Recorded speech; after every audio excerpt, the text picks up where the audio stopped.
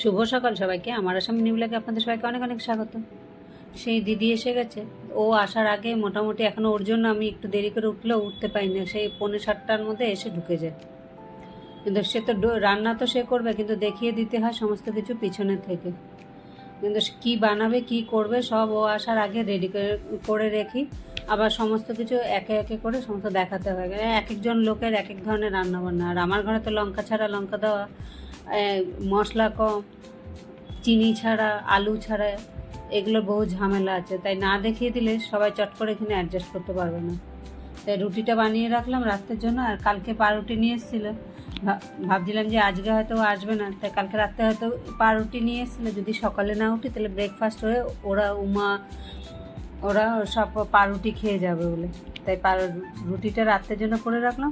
এখন ওই পাউরুটিগুলো দিয়ে সঙ্গে সবজি ছিল, আবার এদিকে বাটার দিয়ে, আবার আবার ভিতরে শসা টমেটো এগুলো দিয়ে ও স্যান্ডউইচের মতো বানিয়ে খেলো।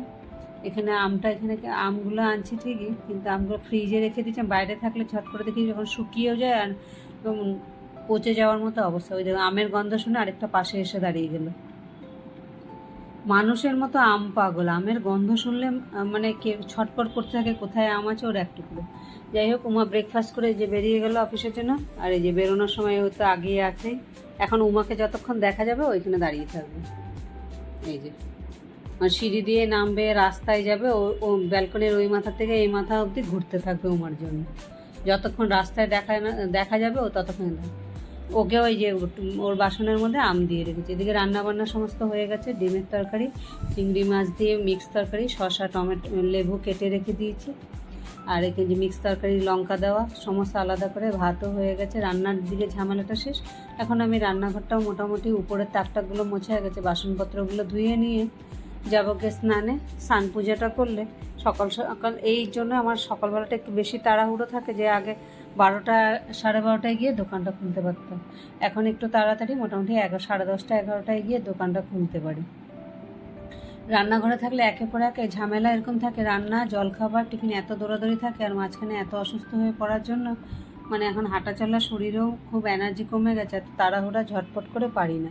একটু কিছুক্ষণ সময় করি, করে টোরে আবার গিয়ে শুয়ে পড়ি।